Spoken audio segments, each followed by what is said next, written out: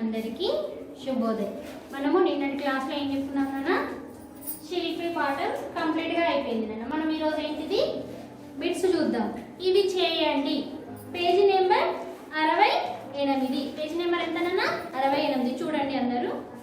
విని అర్థం చేసుకొని ఆలోచించి మాట్లాడడం. విని అర్థం చేసుకొని ఆలోచించి మాట్లాడడం. చూడండి ఫస్ట్ ఏముంది నాన్న? కవి శిల్పిని శాశ్వతుడని ఆయన ప్రజ్ఞకు నమస్కారం చేయమని చెప్పాడు కదా, దీని మీద మీ అభిప్రాయం చెప్పండి. మరి కవి ఏం చేశాడు? దేని గురించి చెప్పాడు? మరి శిల్పి గురించి చెప్పడం జరిగింది. శిల్పి యొక్క గొప్పతనం గురించి చెప్పడం జరిగింది. సజీవంగా ఉన్నటువంటి నిర్జీవంగా ఉన్నటువంటి రాళ్లను సజీవంగా తయారు చేశాడు, అవునా కాదా? అదే విధంగా ఏంటిది ఈ రోజు ఏం చేస్తున్నాయి? మరి అవి ఆ విగ్రహాల రూపంలో చెక్కాడు కదా, ఆ విగ్రహాలు ఏం చేస్తున్నాయి? ఈ రోజులో మనము వాటికి పసుపు కుంకాల పూజలు చేయడం జరుగుతుంది. కాబట్టి ఏంటిది మరి మీ అభిప్రాయం ఏంటిదో అది మీకే తెలవాలన్న. మనం క్లాస్ లో ఉంటే చర్చించుకోవచ్చు. కాబట్టి ఆ అభిప్రాయం మీరు ఎలా ఉందో మీరు ఆలోచించండి. నెక్స్ట్ వన్ అన్న, శిల్పకళ వలె నీకు తెలిసిన ఇతర కళలేవి? ఆయా కళాకారులు గొప్పతనం ఏమిటి? శిల్పకళ చూడండి, 64 కళలలో శిల్పకళ ఒకటి. అలా ఇంకా వేరే వేరే ఉన్నాయి కదా మనకు. చిత్రలేఖనం, గానం చేయడం, ఇలాంటి చాలా కళలు ఉన్నాయి. ఆ కళల గురించి మనము ఏంటి వాళ్ళ గొప్పతనం గురించి చూడండి. చిత్రలేఖనం వేస్తూ ఉంటారు.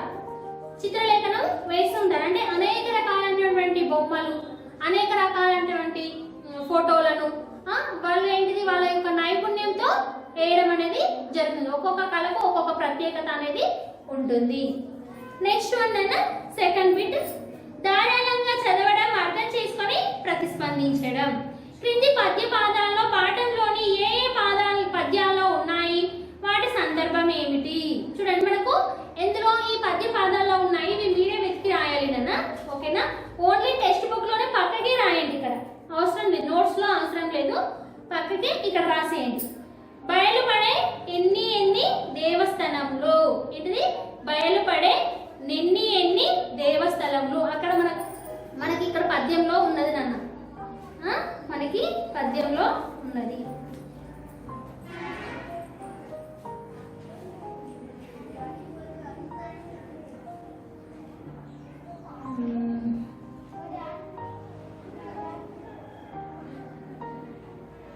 ఇక్కడ సెకండ్ పద్యంలో ఏంటిది? స్టార్ గుర్తున్న పద్యంలో బయలుపడే ఎన్ని దేవస్థలములు. సెకండ్ పద్యంలో రెండవది నాన్న.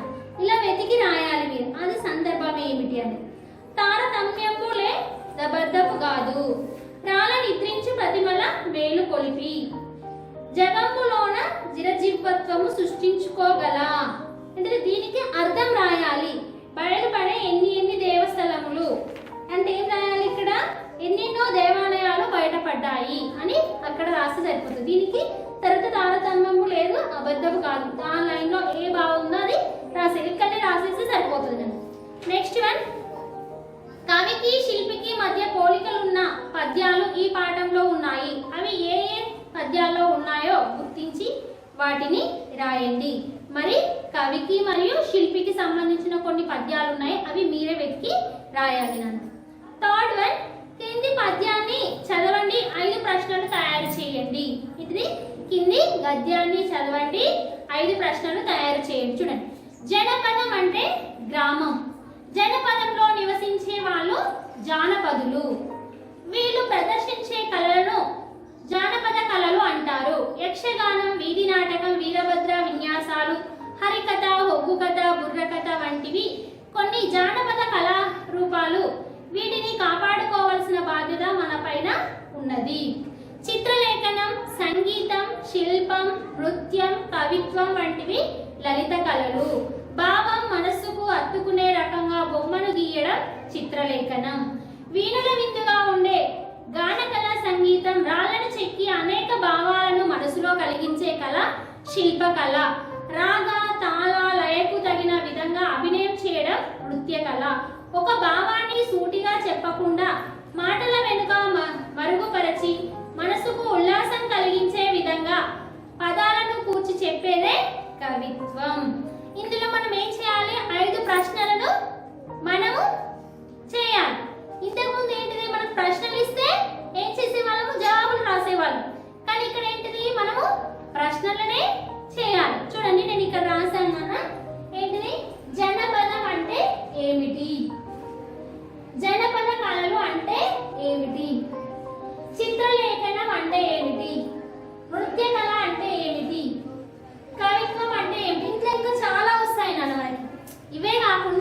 మనం ఇంకా ఎన్ని వీలైతే అన్ని చేసుకోవచ్చు. మనకి ఇక్కడ అడిగింది మాత్రము 5 మాత్రమే అడిగిండు, 5 మాత్రమే అడిగింది కాబట్టి 5 మాత్రమే రాశాను. మనం ఇష్టం, మీరు ఒకవేళ ఇవి రాసుకోకుండా ఇంకా మేము వేరే వెతికి రాస్తాం మేడం అని అంటే మీరు వేరే కూడా రాయండి.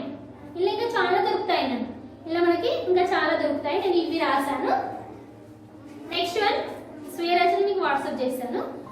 శిల్పిని గురించి ఆత్మకథ రాయండి, దీన్ని ఏకపాత్రాభినయంగా ప్రదర్శించండి. ఇది ఎవరు కూడా రాయట్లేదు నాన్న, సృజనాత్మకత కంపల్సరిగా రాయాలి. శిల్పి గురించి ఆత్మకథ రాయండి. మరి శిల్పి గురించి మరి మీకు తెలిసిన ఇప్పుడు మనం పాఠంలో నేర్చుకున్నాం కదా, చదువుకున్నాం కదా, దాన్ని మీరు అర్థం చేసుకొని తన యొక్క ప్రాముఖ్యతను ఏకపాత్రాభినయంగా ప్రదర్శించండి, లేకుంటే రాయండి. శిల్పి గురించి రాయండి. ఉదాహరణ, నేను తెలుసా, నేను రాళ్ళను చెక్కే శిల్పిని. ఇక్కడ వస్తున్నాను, నేను తెలుసా, నేను రాళ్ళను చెక్కే శిల్పిని అని వస్తుంది. అలాంటి కొన్ని రాయండి. నెక్స్ట్ వన్ పదజాల వినియోగం. కింది వాక్యాలు మీ పాఠంలోనివే, వీటిలో గీత గీసిన పదాల అర్థాలు తీసుకొని వాటితో వాక్యాలను తిరిగి రాయండి. మనకి వాక్యాలు తిరిగి అర్థాలు రాసుకోండి నాన్న. చూడండి, బయద సింహముల తలలు. బయద అని దీని కింద అండర్లైన్ చేశారు. బయద అంటే ఏంటిది? భయంకరము, భయమును కలిగించేది.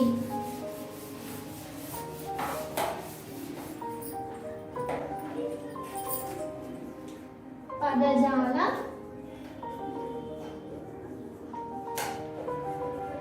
వినియోగం అర్థాలు. బయద, ఫస్ట్ వన్ అన్న బయద, భయము కలిగించేది.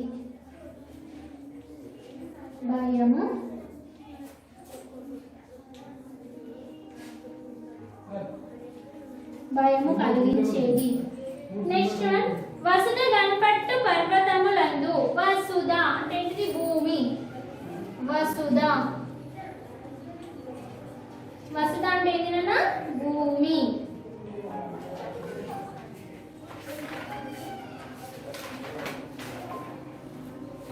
ఇక్కడ థర్డ్ వన్ ఏముంది? శాశ్వతుడు ఓయి నీవు నిశ్చయముగాను. శాశ్వతుడ ఓయి నీవు నిశ్చయం. శాశ్వతుడ ఓయి,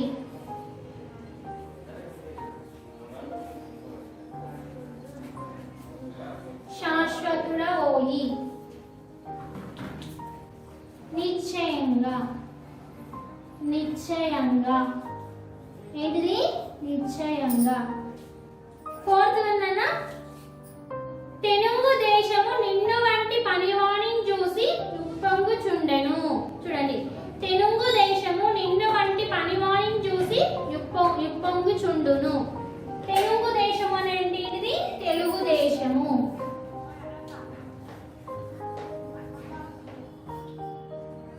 తెలుగు దేశము అంటే ఏంటిదన్నా? తెలుగు దేశము.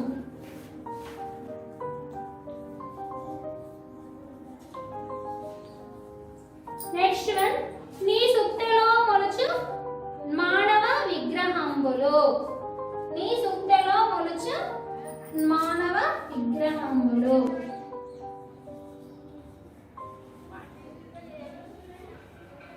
మొలుచు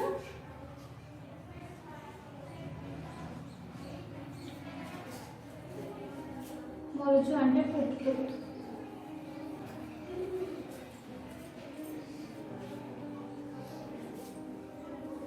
చూడండి నాన్న ఒకసారి. బయద అంటే ఏంటిది? భయమును కలిగించేది. వసుధ అంటే ఏంటిది? భూమి. శాశ్వతుడ ఓయి అంటే నిశ్చయంగా. తెలుగు దేశము, తెలుగు దేశము. మొలుచు అంటే ఏంటిది? పుట్టు. నెక్స్ట్ వన్ అన్న క్రింది వాక్యాల్లో ఉన్న ప్రకృతి వికృతులను గుర్తించి రాయండి. మనకు ప్రకృతి వికృతులు ఇంతకు ముందు పాఠంలో కూడా మనకు వచ్చాయి. చూడండి, సింహం బావిలో తన మొగాన్ని చూసి అది మరో సింహం ముఖమని అనుకుంది. సింగం ఏంటిది? సింగం బావిలో తన మొగాన్ని చూసి అది మరో సింహం ముఖమని అనుకున్నది. ఇందులో చూడండి అన్న రెండు ఉన్నాయి. ఇందులో ప్రకృతి వికృతులు రెండు ఉన్నాయి. చూడండి ఇక్కడ ప్రకృతి వికృతులు.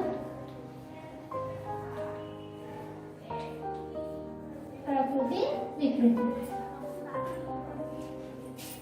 సింహం. సింహం అంటే ఏంటిది? సింగం. సింగం. ఇందులో ఇంకొకటి ఉంది నాన్న, మొగం. ముఖము.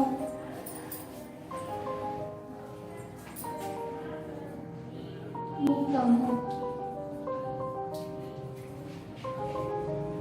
మొగము.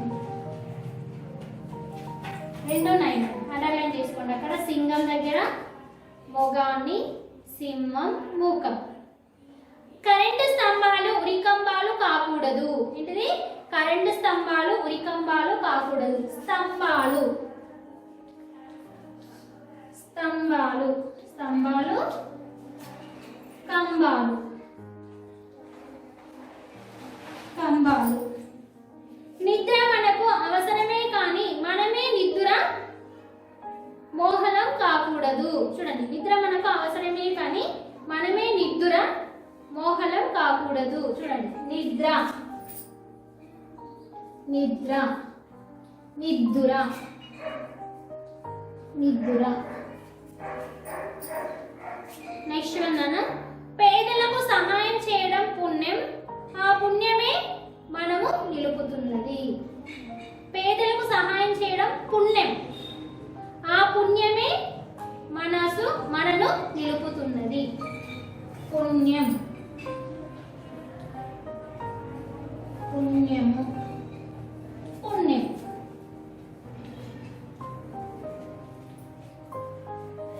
చూడండి నాన్న, ప్రకృతి వికృతులు.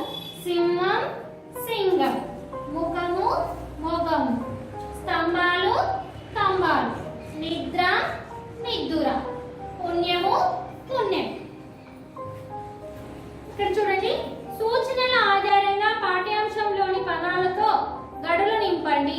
ఇక్కడ మనకి అడ్డం నిలువు ఇచ్చారు నాన్న. శిల్పాలు చరిత్రను డాన్స్ చేయించగలవు. కవి చేతిలోనిది.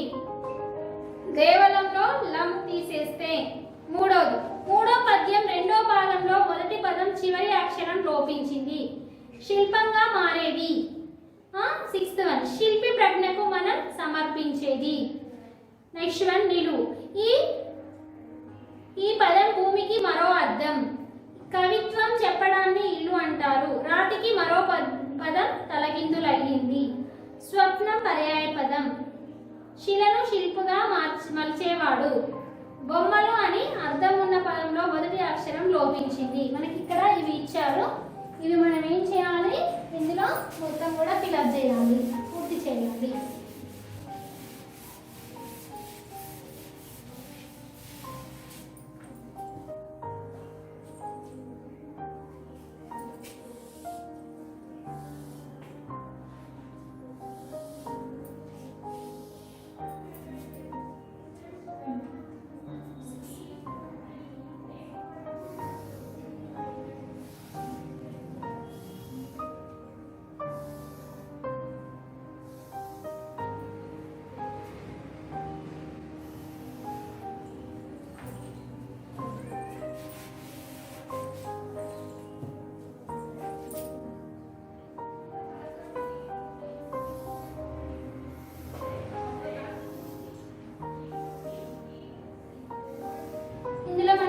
ఇచ్చాను ఏంటిది?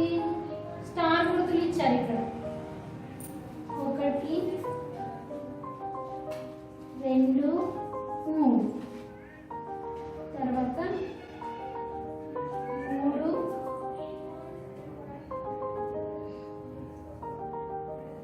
ఇక్కడ స్టార్ గుర్తు.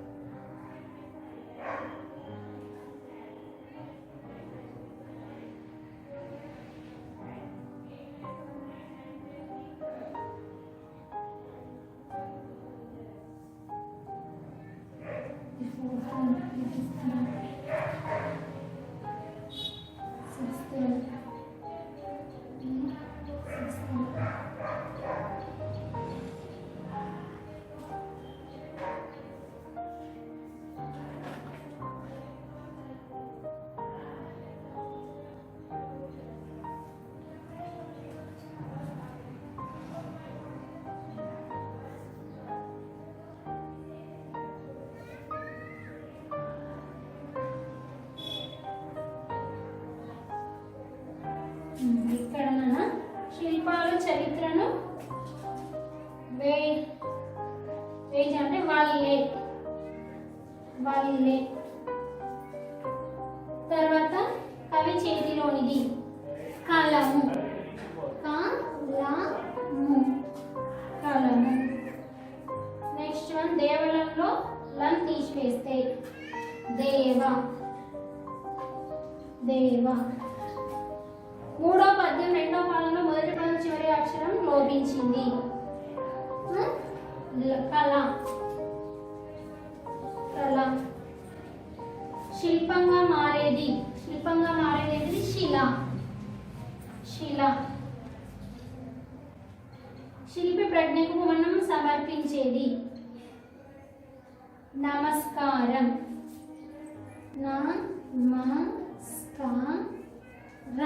నమస్కారం. ఇక్కడ మనకేంటిది? నిలువు. ఈ పదం భూమికి మరో అర్థం వసుధ.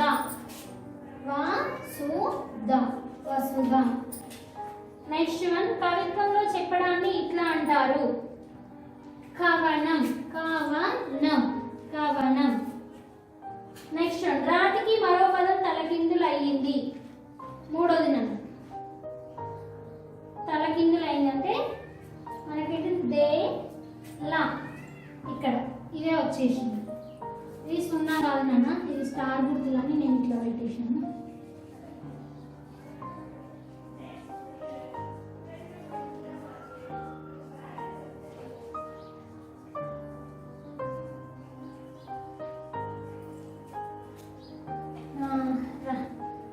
ఫోర్త్ వన్ ఇక్కడ ము తలకిందులైంది. ము నా షా ప ఏంటిది? పా షా నా ము తలకిందులైంది. ఇక్కడ మనము ఇటు చదువుతేనేమో కరెక్ట్ వస్తుంది, ఇటు చదువుతేనే కరెక్ట్ గా రాదు. పా షా నా ము పాషాణము. స్వప్నం పర్యాయ పదం. ఫోర్త్ వన్ కళ. స్వప్నం పర్యాయ పదం ఏంటిది? కళ. నెక్స్ట్ వన్ శిలను శిల్పంగా మార్చేది శిల్పి. ఏంటిది? శిల్పి. నెక్స్ట్ వన్ బొమ్మలు అనే అర్థం ఉన్న పదంలో మొదటి అక్షరం లోపించింది. సిక్స్త్ వన్ మతి.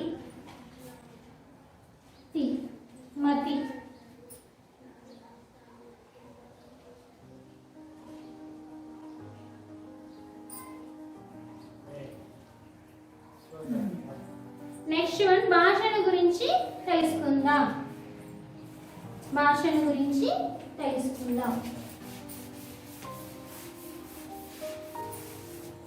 మనకి ఇక్కడ ఏముంది నాన్న?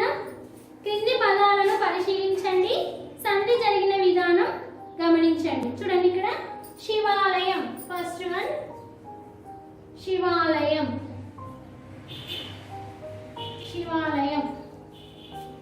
శివ ప్లస్ ఆలయం. శివ ప్లస్ ఆలయం. ఇక్కడ చూడండి నాన్న, మనము ఇక్కడ శివ అన్నప్పుడు ఇక్కడ ఏమొస్తుంది? శివ అన్నప్పుడు ఆ ప్లస్ ఆ ఏమవుతుంది? ఆ అవుతుంది. ఆ ప్లస్ ఆ. మునీంద్రుడు. సెకండ్ వన్ మునీంద్రుడు. ముని ప్లస్ ఇంద్రుడు. ఇక్కడ ముని అన్నప్పుడు ఇక్కడ ఏమొస్తుంది? ఈ వస్తుంది. ముని అన్నప్పుడు మనం పలకడంలో అక్షరాన్ని గుర్తుపెట్టుకోవాలి. ఈ ప్లస్ ఈ వస్తుంది. Next one భానుదయం.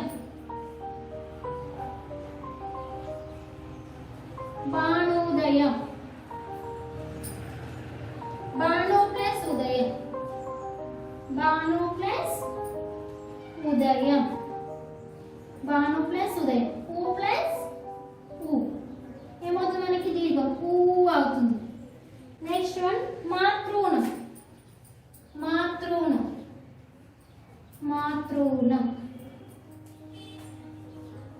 మాతృ ప్లస్ రుణం. ఇక్కడ మనకు మాతృ అన్నప్పుడు ఇక్కడ ఏమొస్తుందన్నా? రూ వస్తుంది. త్రూ అన్నప్పుడు ఏమొస్తుంది? రూ వస్తుంది. రూ ప్లస్ రూ అవుతుంది. మనకు దీర్ఘం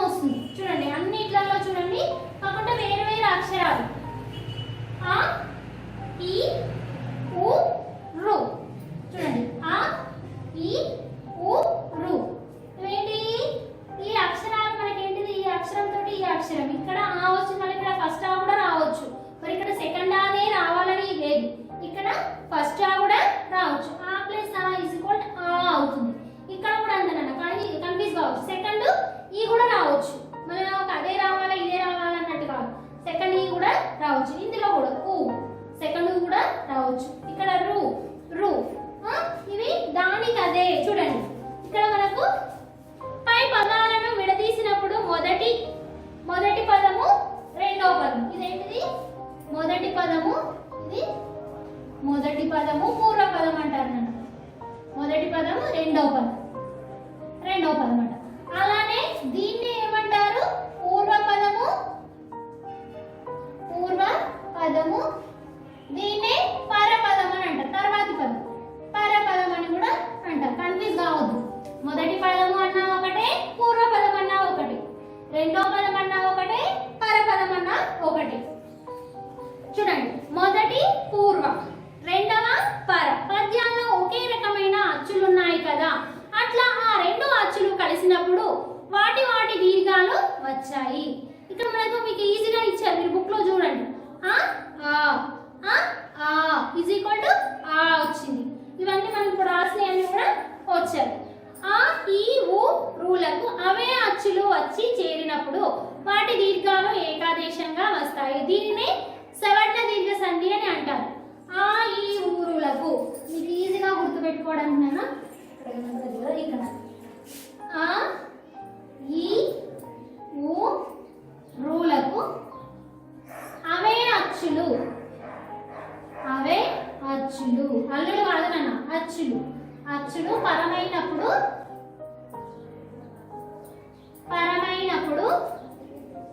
దీర్ఘము ఏకాదేశమగును.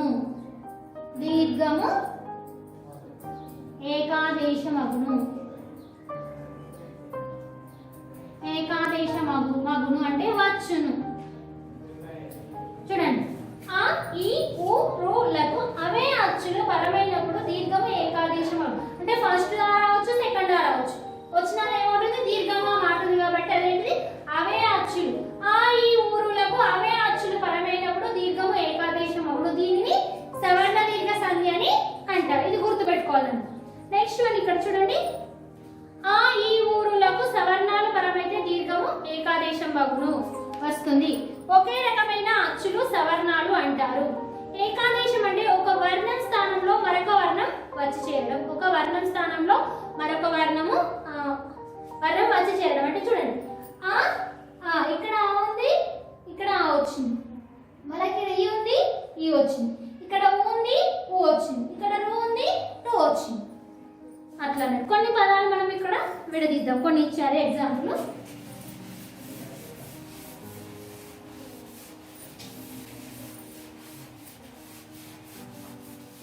ఇది మాత్రం గుర్తుపెట్టుకోవాలన్న. ఆ ఈ ఊరులకు అవే అచ్చులు పరమవుతే సవర్ణ దీర్ఘ సంధి అంటారని గుర్తుపెట్టుకోవాలి.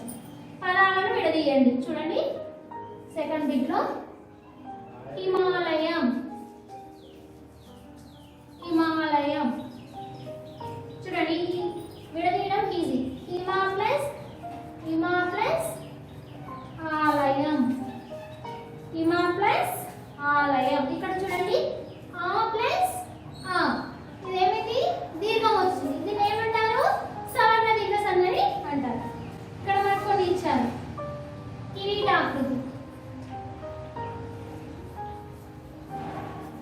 కిరీటాకృతి సెకండ్ వన్ మహానందం,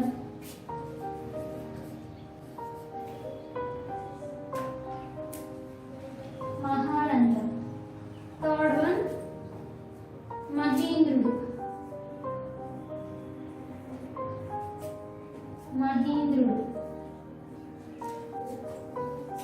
కోటీశ్వరుడు, గురుపదేశం,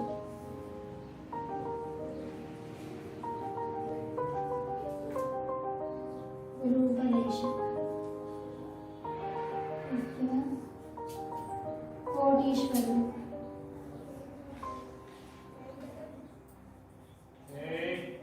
చూడండి నాన్న ఇక్కడ కిరీటాకృతి, కిరీట ప్లస్ ఆకృతి, కిరీట ప్లస్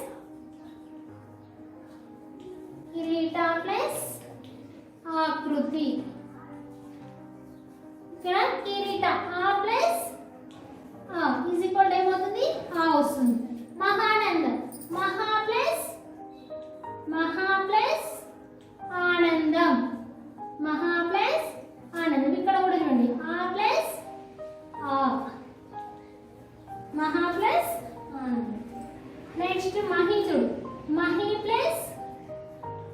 మహి ప్లస్ ఇంద్రుడు. మహి ప్లస్ ఇంద్రుడు. మహి అన్నప్పుడు ఈ అన్నప్పుడు ఇక్కడ ఏమొస్తుంది? ఈ వస్తుంది. ఈ ప్లస్ ఈ అవుతుంది. ఈ అవుతుంది. నెక్స్ట్ వన్ గురుపదేశం. గురు ప్లస్ ఉపదేశం. గురు ప్లస్ ఉపదేశం. గురు అన్నప్పుడు ఇక్కడ ఏమొస్తుంది మనకి? ఊ వస్తుంది. ఊ ప్లస్ ఊ అవుతుంది. నెక్స్ట్ వన్ కోటీశ్వరుడు. కోటి ప్లస్ ఈశ్వరుడు. ఈశ్వరుడు. కోటి ప్లస్ ఈశ్వరుడు. కోటి అన్నప్పుడు ఇక్కడ ఏమొస్తుంది? ఈ వస్తుంది. ఇక్కడ ఫస్ట్ ఈ వచ్చింది, ఇక్కడ సెకండ్ ఈ వచ్చింది. ఇది ఈగా మారుతుంది. నెక్స్ట్ వన్ ఇప్పుడు మాతృగుణము.